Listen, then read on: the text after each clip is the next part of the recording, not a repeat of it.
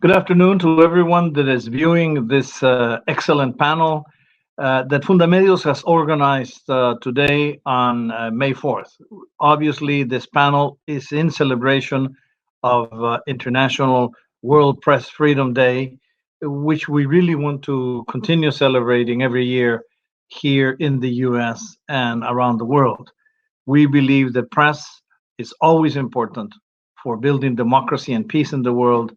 But today, in the era of pandemic the crisis, it becomes even more important. So we have invited this wonderful panel of four experts in different topics to share their view and their experience with you. We have first Jim Kuhnhenn, and he is a panelist invited who is a senior fellow of press freedom at the International Freedom of the Press in the Press Club in Washington, D.C.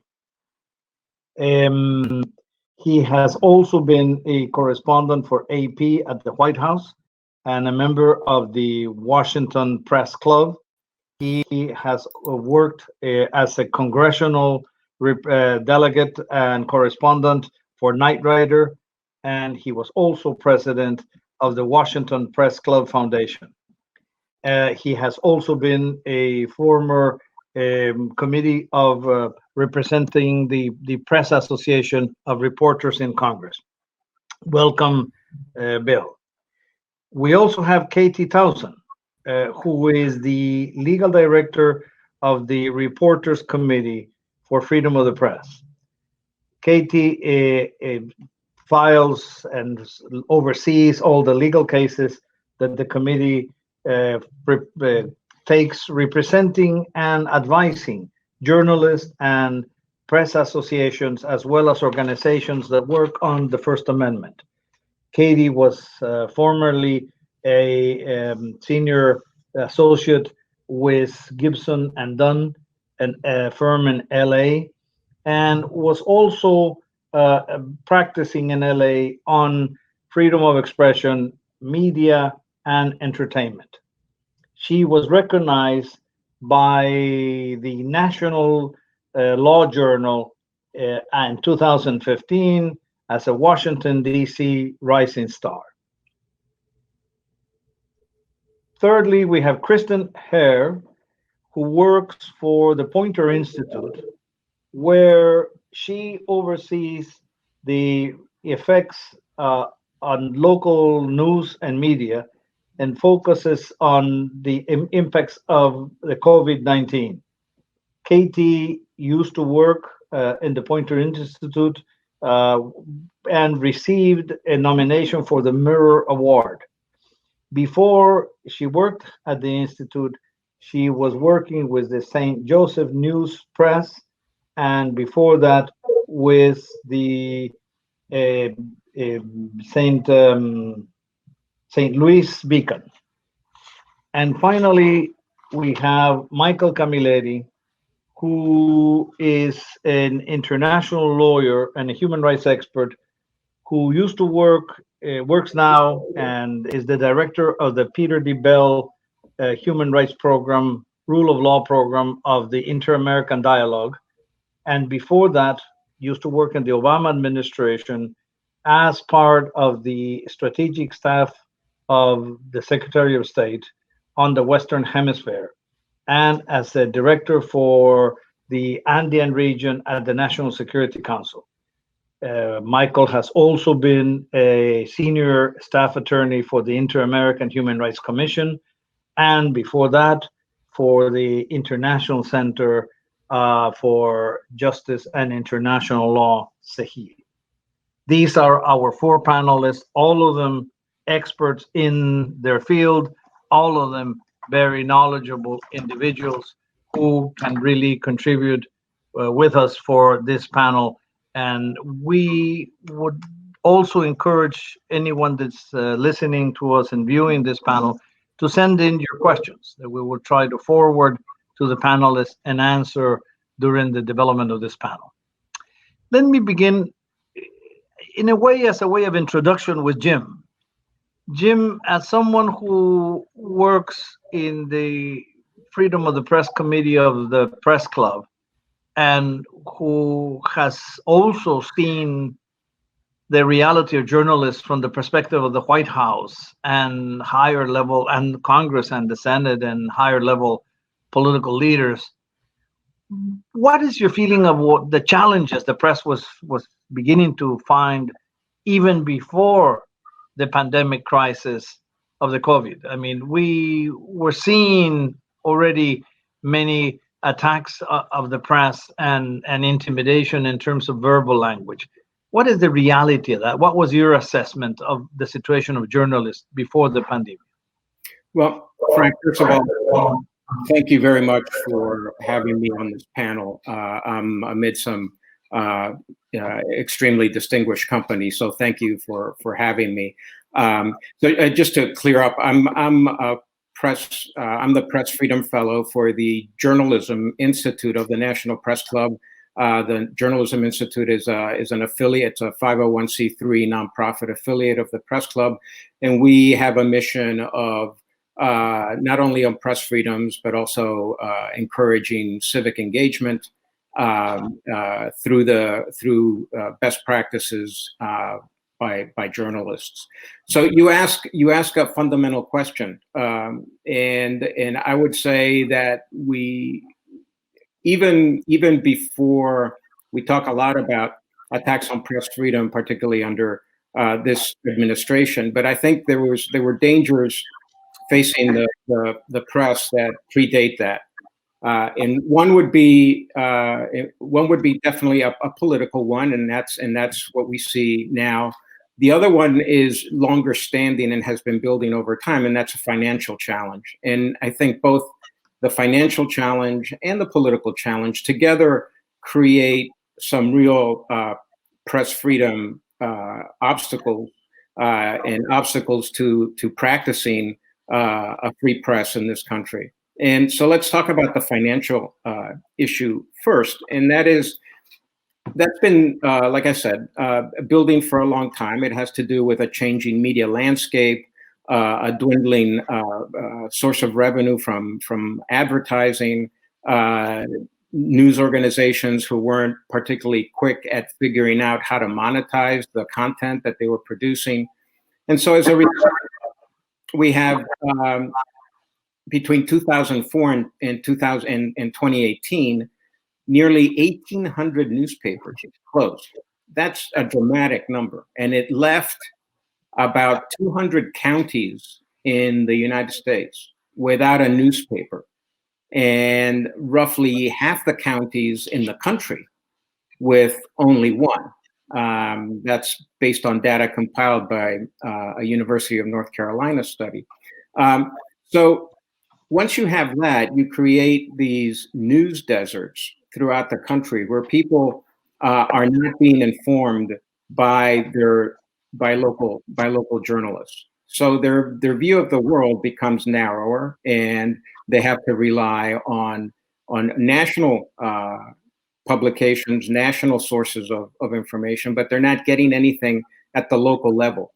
That has a tremendous impact on local democracy, as you can imagine. So it's established that financial pressure on the one hand.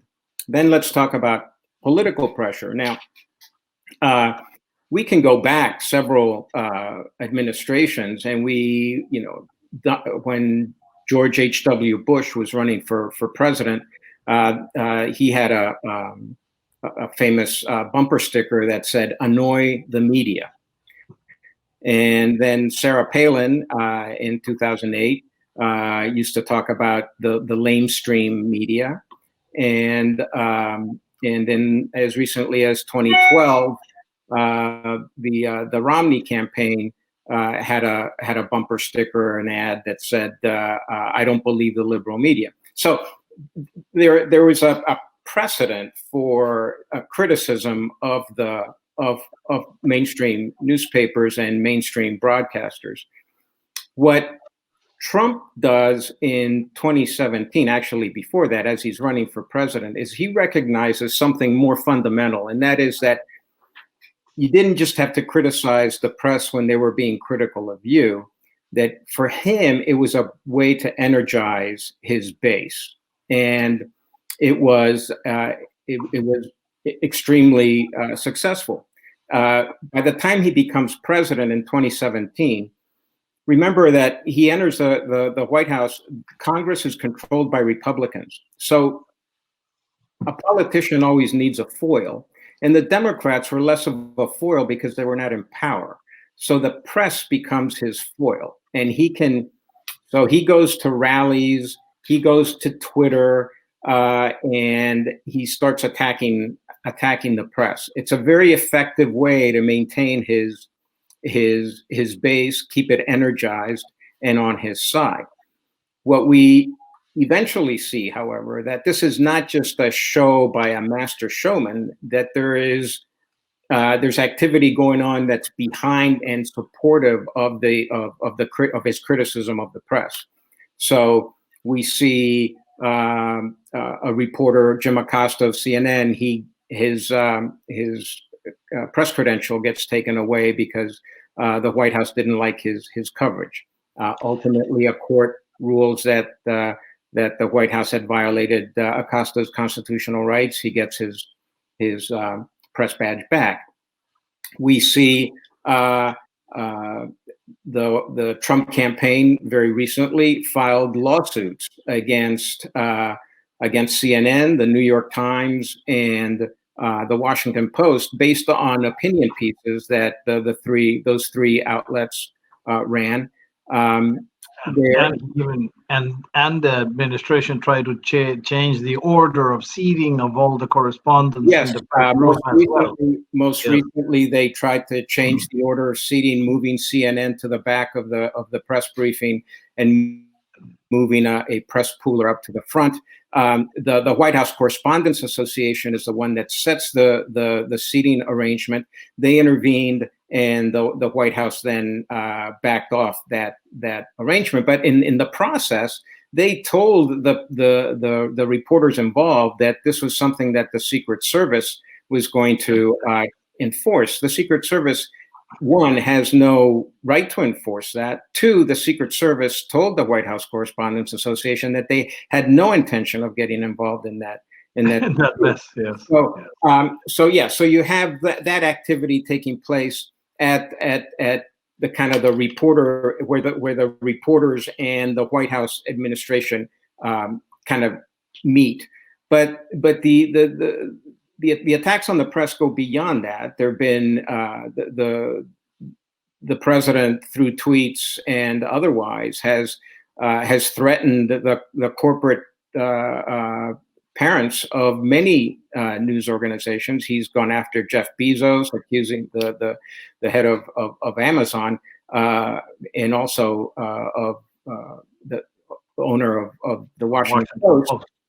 He's gone after Amazon because of the relationship with the Washington Post. He's gone after AT&T. He's gone after Comcast. And so this idea of attacking in a very public fashion the parent companies of these well-known news organizations is really unprecedented. We may have seen some evidence of past presidents trying to settle scores with news organizations, but it's frankly nothing that they would ever have done publicly. Similar to this that we see today. Yes. Exactly. And so with that in mind, Katie, looking at this type of confrontation with the press and the media, and the fact that the president and the White House has been willing to go to the extent of having cases filed, lawsuits filed against big media like the New York Times or the Post or others, what can you tell us of that area in the defense of journalism where the Reporters Committee works in? And then just to build a bit on what Jim was speaking about, I am the legal director at the Reporters Committee. We're a nonprofit organization based here in DC. We are primarily a legal services organization. So we provide legal support for journalists and news organizations. And so I very much look at these issues through a legal lens. I think something that's interesting, and I can kind of transition a little bit into talking about kind of our focus or our agenda kind of pre-coronavirus or COVID-19 and kind of post-coronavirus and COVID-19. And what you really see is that a lot of the issues that Jim has sort of flagged and laid the groundwork for continuing, if not being exacerbated, frankly, by the current health crisis that we're in. So certainly I don't think anyone thinks that the sort of the rhetoric and the confrontational approach that this administration has taken towards the news media is going to change, that it's going to abate. Certainly just yesterday on World Press Freedom Day, the president was tweeting about the quote fake news media and the like, and the quote enemy of the people. And so I think we haven't seen that abate in any way. I think we've seen that continue. I think a couple of the issues that I think have been really exacerbated and even brought into sharper focus by the pandemic have been really the economic issues that Jim flagged that have been affecting the industry and been sort of in the works since well before this administration. So some things that you see happening now are furloughs and layoffs of journalists, more losses at the local level, which is, as Jim pointed out, a trend that unfortunately has been we've seen for a number of years, and the crisis has really exacerbated that problem. And I think you also see that in an access to information sphere. At the Reporters Committee, we do a lot of work around access to public records, access to court proceedings, access to judicial records at the federal level under federal FOIA, for example, and at the state level as well. And one of the things that we've seen, and in fact, why the Reporters Committee started its own litigation program about 5 or 6 years ago, was a drop-off in the news organization's ability, particularly at the local level, to pursue litigation for access to public records, for example. And I think as we've seen that result in less access and agencies simply not being as forthcoming because they don't think that news organizations, and I think rightly so, they don't believe that news organizations have the resources and the ability to challenge those withholdings. And I think now, while we're in the coronavirus COVID-19 arena, we're seeing a lot of journalists come to us at the Reporters Committee raising concerns about access to information, access to data, about state government responses, preparedness and responses to the pandemic. And I think that it's again shining kind of it's bringing into focus, I think, problems that were already there, but are heightened or are exacerbated by the current health crisis. And would you say that this access to information includes access to locations, to places? Like we have heard some complaints of journalists in the border of not being allowed to visit immigration detention areas or finding out about contamination of immigrants being detained by ICE in the border areas. Yeah, it varies at the federal and at the state level, and laws can be very different in different places. So, for example, in some states, you may be able to get information, and the state might be, in fact, proactively releasing information about coronavirus infections or COVID-19 deaths at nursing homes, long-term care facilities, where in other states you may not be able to get that information. You may be able to get county level information, but maybe you can't get that in other states. So I think it does depend. In terms of the immigration coverage, I think that's an area where, and just kind of jumping back to what Jim was talking about, where the administration really does set the tone in a lot of ways for treatment of journalists within the United States. And so it's not just the sort of treatment of White House correspondents or kind of journalists that we think of at big national organizations like the New York Times or the Washington Post. I think one of the things that we've seen and that we've been really troubled by sort of pre-coronavirus under the Trump administration has been conduct on the part of certain DHS components like CBP. NBC7 in San Diego reported on, broke a story actually about CBP tracking journalists who had traveled to, who were reporting on Mexico and the sort of migrant caravan story, and we're sort of tracking those journalists as well as others, attorneys and others who were at the border. We're actually representing NBC7, or our attorneys are representing NBC7 in a FOIA case connected to that. We've seen the case that my organization is working on with Jim's organization, the National Press Club Journalism Institute, a FOIA lawsuit involving the treatment of Emilia Gutierrez Soto, a journalist who seemingly was singled out or retaliated against through immigration proceedings for some of his reporting. So I think these are the kinds of things that are troubling, and not necessarily things that we were seeing under prior administrations, and are things that I think are reflect a sort of a tone and sort of policy priorities of the administration. And would you say that there is a dramatic escalation of cases of defamation or slander or that sort of criminal type cases presented by politicians around the country against journalists? We have seen an uptick in defamation cases, civil defamation cases, certainly. And I think a lot of those cases seem to be of a sort of political variety. So, for example, Representative Devin Nunes, who is a Republican congressman from California, has sued a number of organizations. He also sued Twitter in connection with a kind of a parody Twitter account, Devin Nunes's Cow.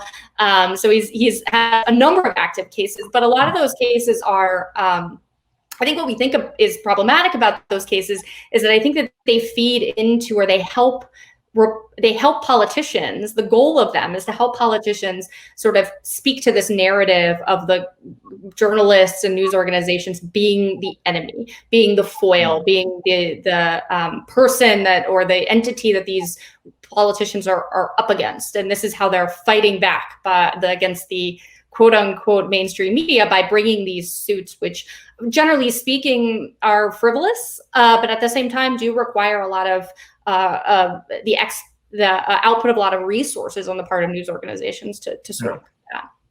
Yeah, it keeps them busy, and it keeps them using their resources, like you say, to defend themselves.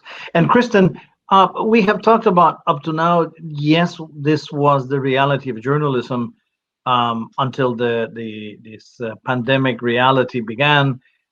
What can you tell us of the situation now? What is the effect after this crisis?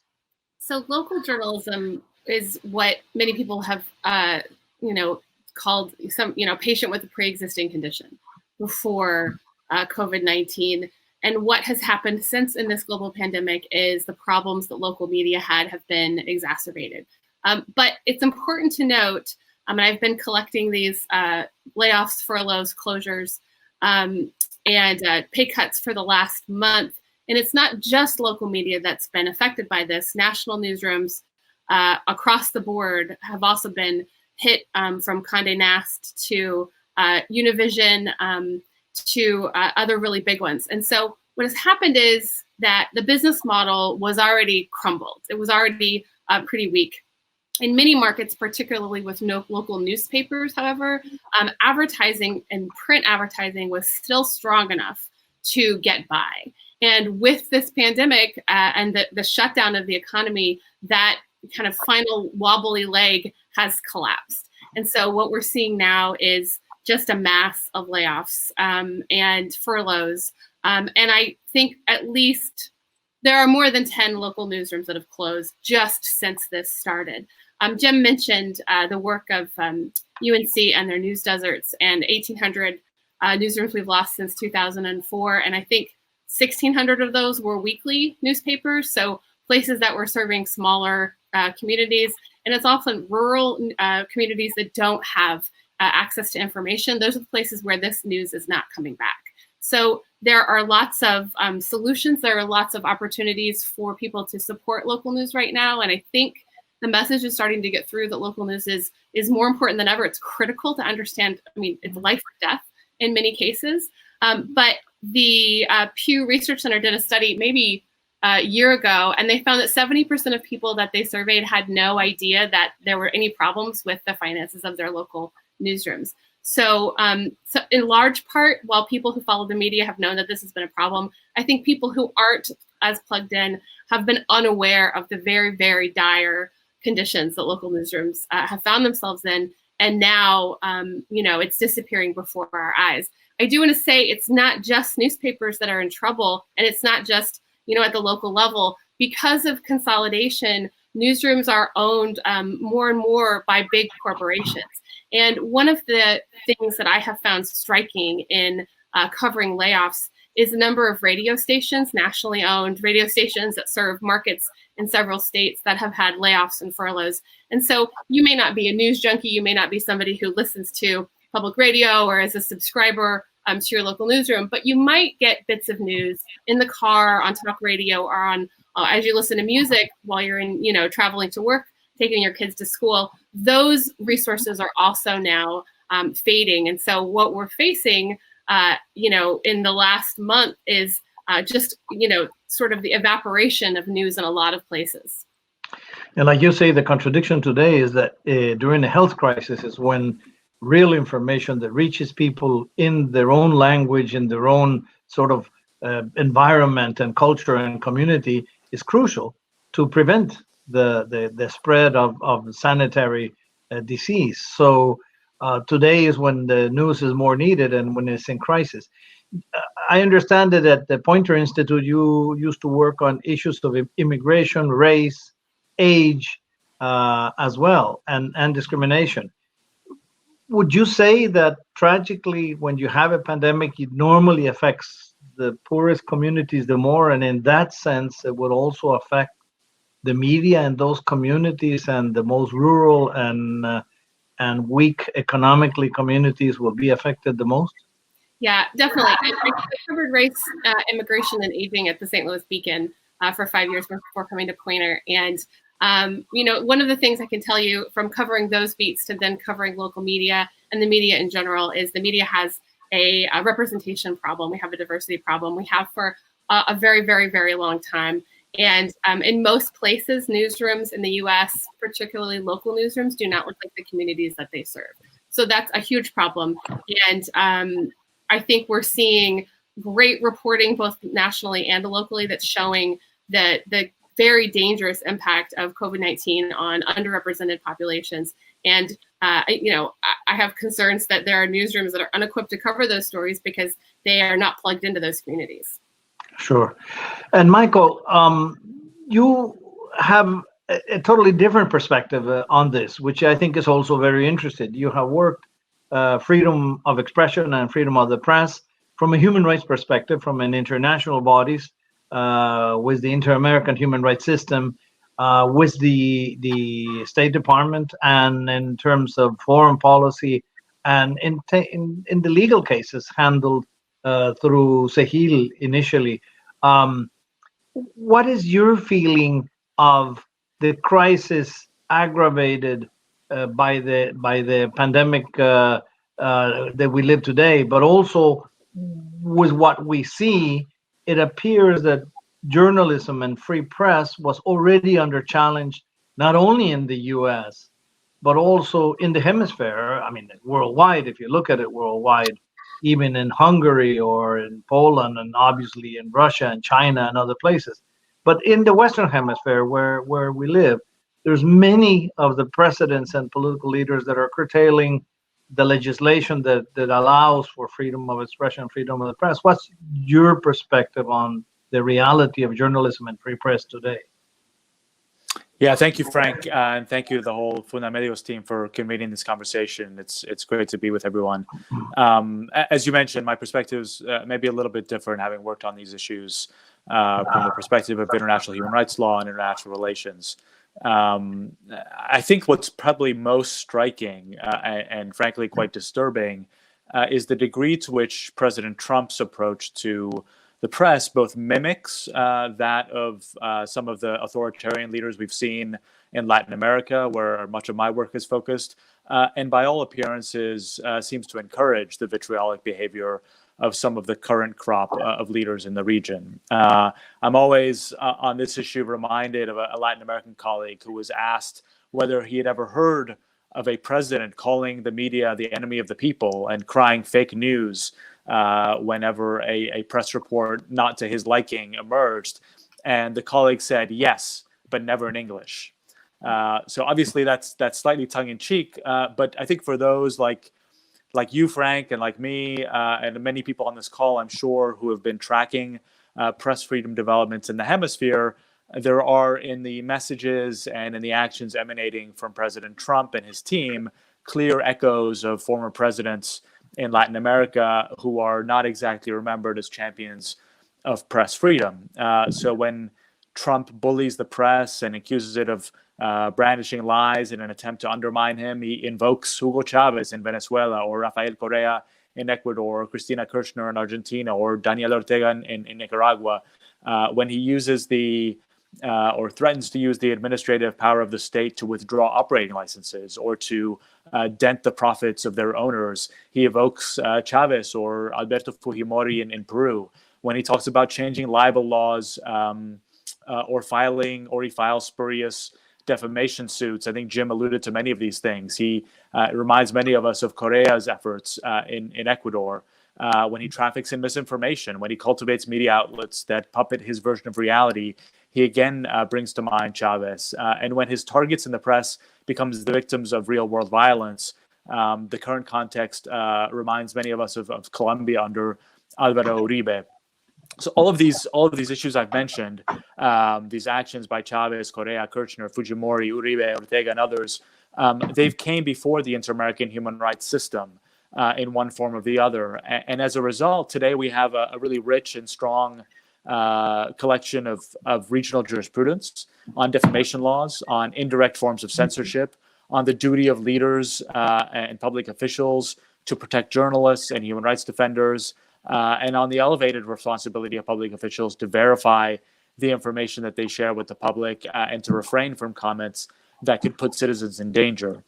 Much of this jurisprudence, ironically, is inspired by the rich First Amendment tradition we have here in the United States. So needless to say, it's surprising and quite unnerving to see so many of these patterns of attack on the free press repeat themselves here in the United States. Yes. And like you say, it's terrible after defending the First Amendment and setting a precedent with the First Amendment. It's terrible to see the reality today. Going back to you, Jim, after you in a way, I cut you off when you were presenting the reality of journalism today, and we moved to look at it from different perspectives, and especially with Kristen, and looking at what the Poynter Institute does. We're looking at the effects of COVID-19. What would you say, looking at it from the perspective of the Press Club and your work there, the effects, the added effects, I should say, or the added crisis of the COVID will do to journalism? What is the prospect? What do we see toward the future for journalism? How could journalism come out of this difficult reality, on one, on sustainability, which was already in crisis, as you say, but on the other of this confrontational mode that political leaders around the world in general are having? Right.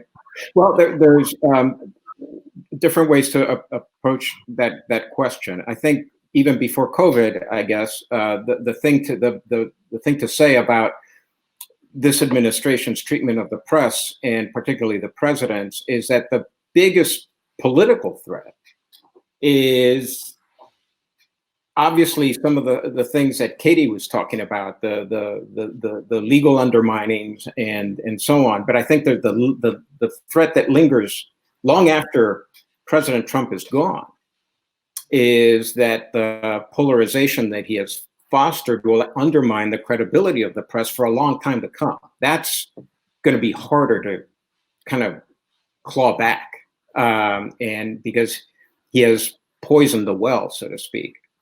Having said that, I think the one thing that this pandemic has done, it has perhaps made the public aware of, to some extent, the essential nature of the press.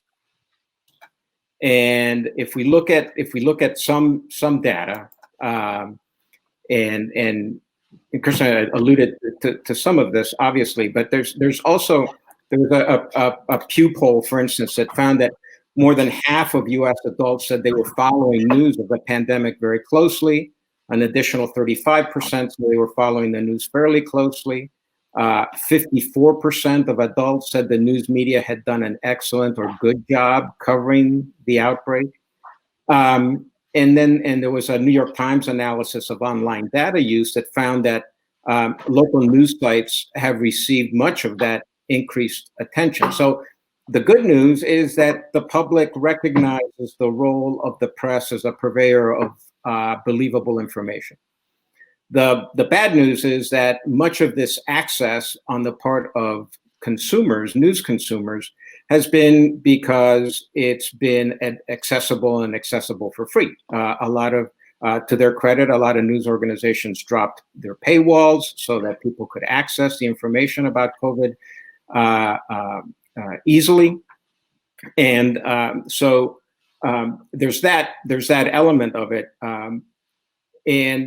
But I just, over the past week, I've been talking to some editors. There's a hyper local news organization called Patch that serves neighborhoods throughout the country. I believe they're in over 1,200 communities. They saw an increase of 255,000 email subscriptions over the course of COVID. Other news organizations are seeing similar increases. So the question is, how sustainable is that given their financial picture? And the financial picture is obviously leans on the bad to horrible side.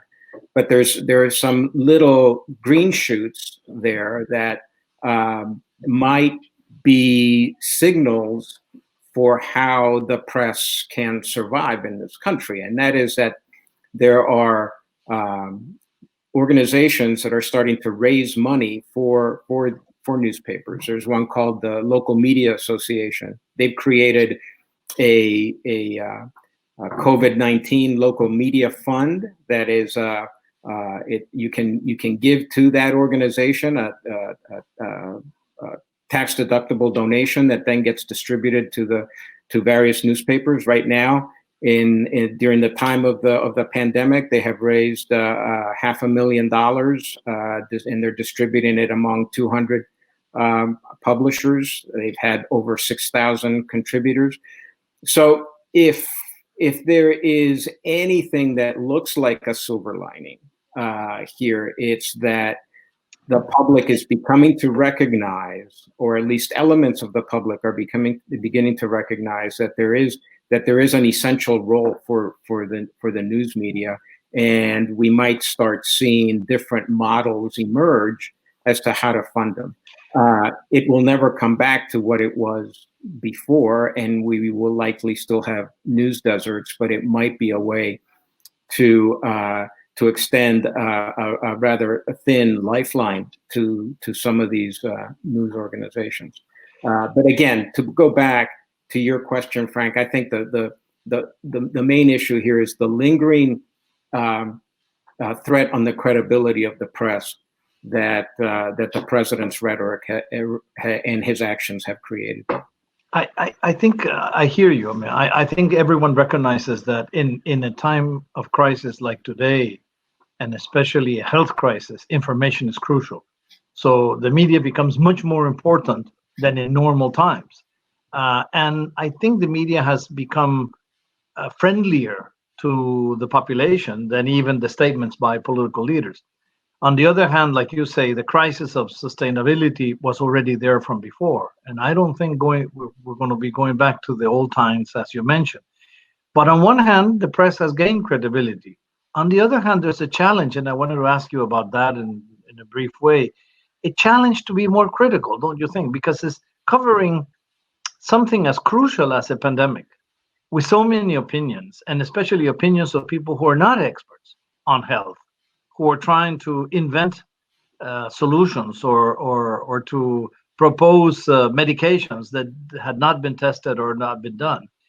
It means that the press has to be much more critical in presenting the different views and having people a more critical perspective of these issues.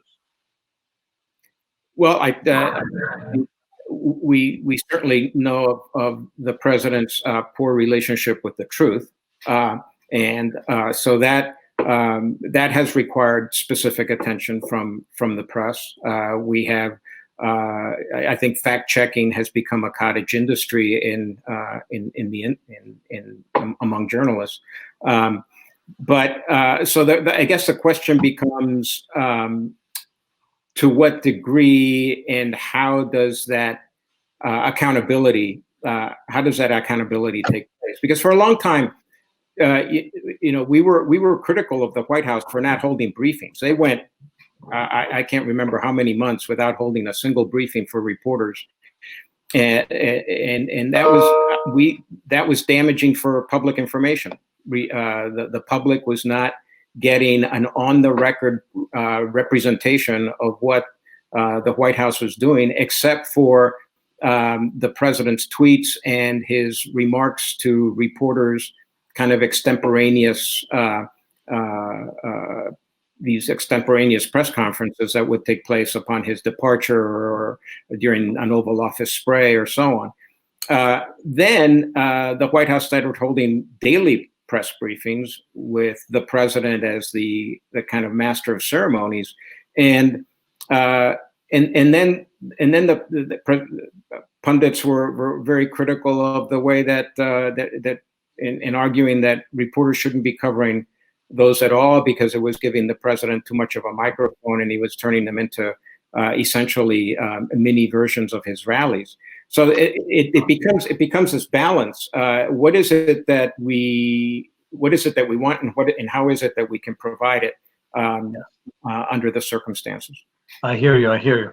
Katie, what in terms of the cases and looking again at the models of journalism that we were talking and how the challenges for journalists in the future and the sustainability, in the cases that you're looking at, I imagine that the more lawsuits that a journalist has to face or the media have to face puts an additional economic burden on them. What has been your experience? And is there a way to redress that if they demonstrate that these are frivolous lawsuits?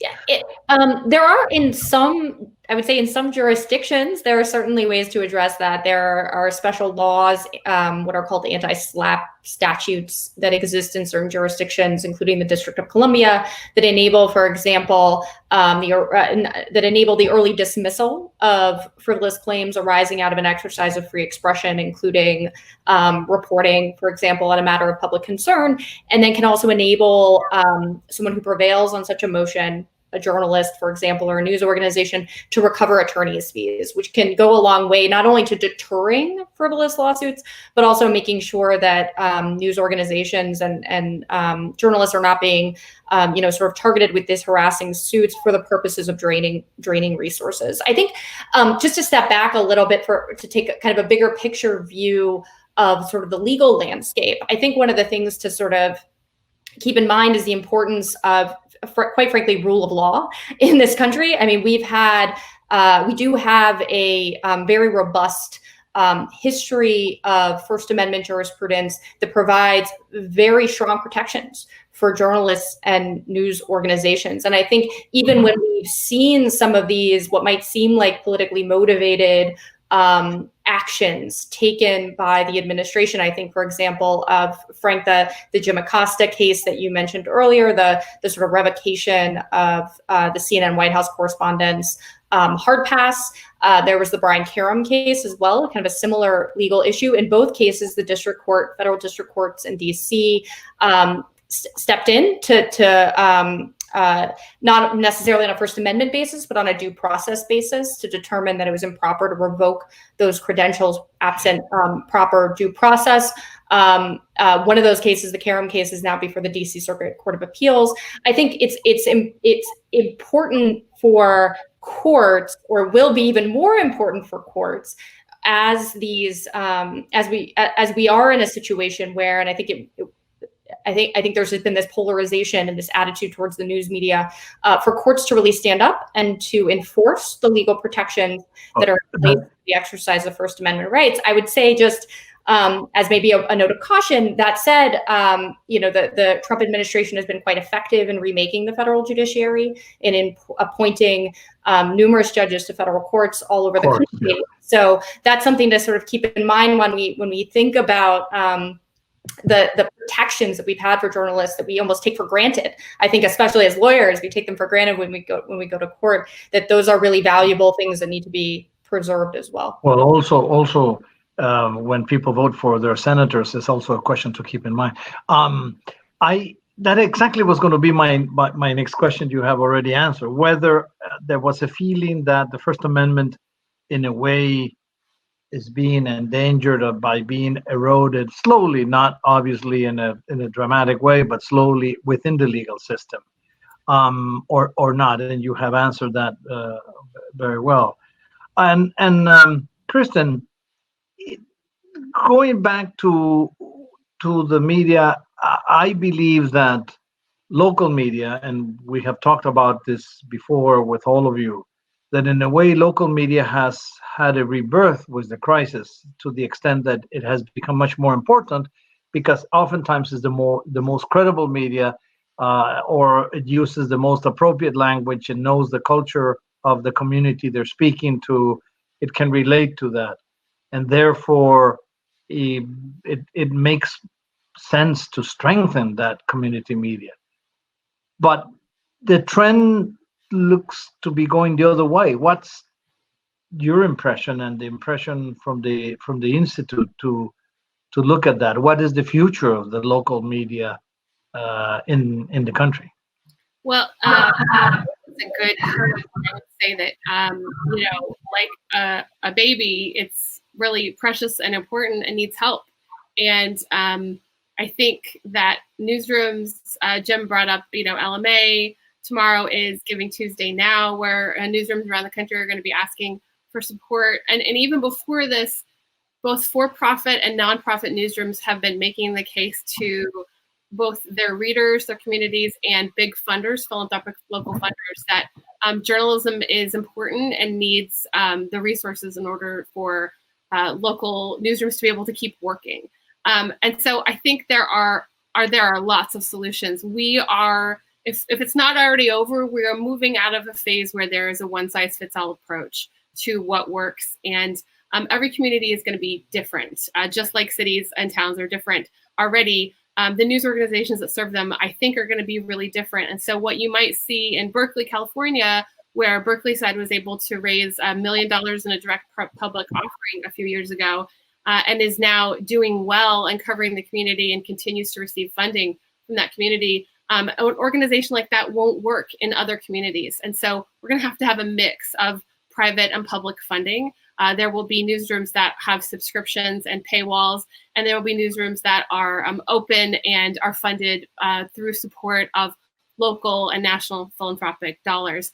All of that is a lot of work for newsrooms, and it's a different kind of work than what they're used to. It's membership building, it's subscription building. It takes really good technology. And so, before this crisis, a lot of my job was covering that transition into the tech that and the different disciplines that digital requires. And I think now, times of change are inflection points, and there's often an opportunity to quickly grow and change. I'm working on a story now that asks what sort of resources are newsrooms going to need to continue to stay critical to their communities, to not fade back into the background whenever that happens. Life resumes to some form of normal again. And I think that newsrooms have to do a better job of all sizes, listening to their communities, understanding the priorities of the people that live there, and not being just gatekeepers, but context makers for what is happening in your community and why it matters and why you need to know it. And I was wondering, I mean, you were saying that you were doing before the pandemic an analysis precisely of this sustainability crisis. Are you also doing now an analysis of the good practices of how to survive the pandemic crisis and also how to adapt to what are going to be the new conditions? Because like everyone says, we're not going to go back to the past. Yeah. But it's not very clear what's going to be the future as well, and what are going to be the new formulas. Yeah, I think we're going to keep watching and waiting to see what happens. But there are places that we know have formulas that work, like the Texas Tribune. Again, that's, not every city is in Austin. There are organizations that are very connected to their communities and are reaching out now and saying, hey, we need help. And there are places, small places that have never before asked. They're free and they've never before asked for funding for their communities. And they're starting to reach out. So I think one of the things we're going to see is a willingness to partner, to collaborate, and to work with your community to get funding in a way where before it was more of a, A to B. We're going to give you information, and then that's how it works. We'll get our funding elsewhere. I think that we're going to see more and more newsrooms opening up to kind of a public media model for support from their communities, and local ownership, I hope, will continue to be a part of that too. Okay, we also hope. Michael, I wanted to ask you a similar question that we were talking with Katie in terms of, are the current times of difficulty representing a reversal or a weakening, an erosion, a slow erosion of the legal standards that the First Amendment generated or not?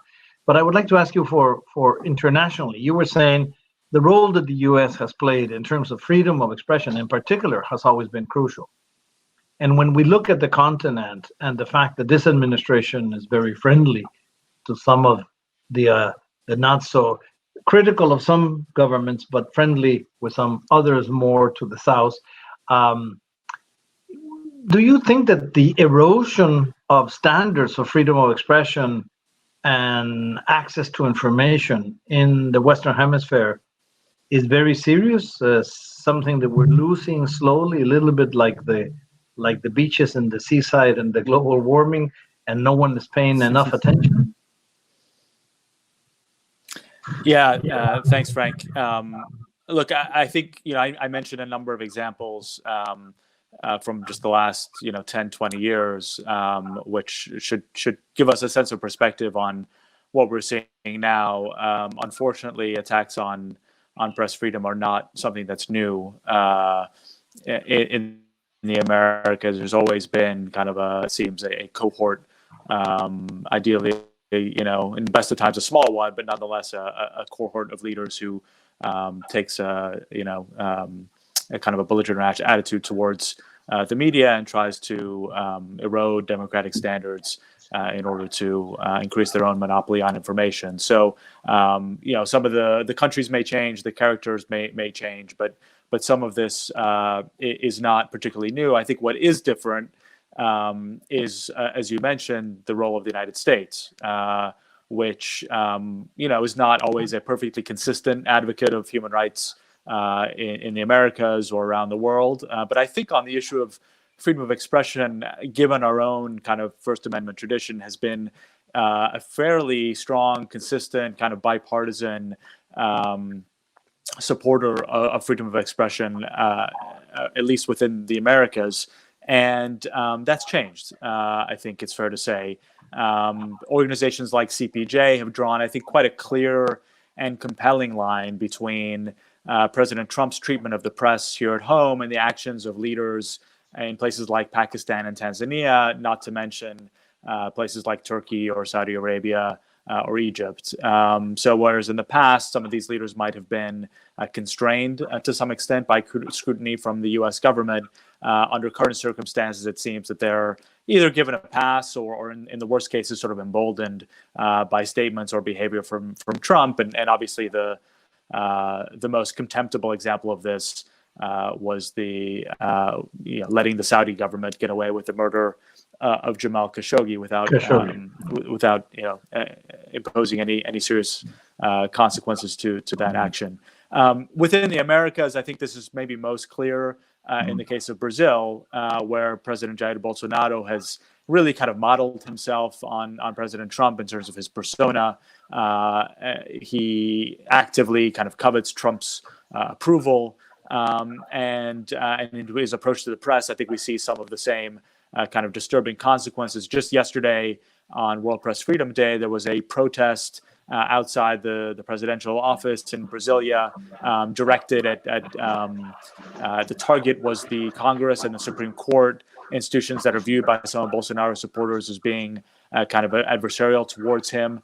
Bolsonaro went out to address the crowd. There were aggressions physical and verbal against reporters. Bolsonaro was informed of these, and he didn't do anything to step in and kind of defend the press. To the contrary, he made some comments that were critical of the press. So I think you see, unfortunately, a real kind of tangible consequence. And Katie, I think, was right to say that, whereas we see a number of these negative trends in the United States, we have an institutional framework, the Constitution, our laws, our independent judiciary, the press itself that has really been quite robust in creating safeguards around some of Trump's instincts. But that is not the case in some countries where leaders are being inspired, emboldened, or at least kind of given a pass by the United States in terms of its leadership on these issues in the area of Trump. And we're seeing that have real consequences. Yes, we do. I think we're running out of time, and I also do know, I was reminded today that everyone wants to run out to go see the Pulitzer Prize Awards, so we're very conscious about time. So in the very few minutes, I would like to give a round of final comments of 30 seconds by each one of our panelists, if you could, in looking at this. Is the future really terrible? Because on one hand, we're looking at the importance and the growing importance. On the other hand, we look at an economic crisis. On the other hand, I speak to journalists that tell me that before you had a reporter, a photographer, a producer, then an editor. Now, media has to rely on one person being reporter, photographer, and producer, all in one, and oftentimes editor. Do you envision in 30 seconds a better future or a more dramatic future, or we should rethink journalism altogether? Is it possible for each one of you to give us closing remarks in 30 seconds? Jim? Well, I'm by nature an optimist, but by career choice a pragmatist. So I would like to think that the political environment is fleeting, and that will change. I think the financial environment is harder to overcome, but I think there are a lot of smart people, and Kristen's one of them, who are looking at what some of the models are out there that might help journalism survive in this country in a way that's sustainable. And so that's what I hope for. Thank you very much. Katie? I think I have the optimism of the will. So I too am optimistic, and I think in part it's because, as Kristen said, there's not going to be one answer, one solution to sort of the crisis in local journalism, but I think there's going to be multiple solutions, nonprofit models, collaborative models, different approaches that folks are just now starting to explore. So I'm hopeful that those will work. Kristen? I did a story last week about a town in New Hampshire that lost news, and a local librarian started a local newspaper. And when he passed away, 6 people in the community stepped up and are now serving as a voluntary staff of this local newspaper. And because of COVID-19, they've had to adapt very quickly and go online. I think that there will be journalism and hopefully journalists everywhere forever. And I think we have to be open to all the creative ways that citizens are going to find to make sure that keeps happening. Great. Michael? Yeah, well, to stay on the optimistic theme, and as somebody who's essentially a consumer of journalism, I think, I'm struck by just the extraordinary work that the journalists are doing. Much of it in Latin America, I would say, in kind of new platforms, especially digital news outlets, places like Guatemala, El Salvador, Colombia. You're seeing Venezuela, even in tough environments, journalists doing extraordinary work. So long may it continue. Thank you, Michael. Well, with this, I really have to thank the four of you. You have been a wonderful panel, and you're great individuals doing wonderful work. And I also believe we have really commemorated the International World Press Freedom Day with a very optimistic perspective that freedom of expression will always exist, freedom of the press will always be necessary, and journalism is a career with a future. Thank you all very much from Fundamedios. We expect to see you again. We would like to do this once a month, a seminar, to be able to convene all of you interested in these topics again. Thank you. Thank you. Thank you. Thank you.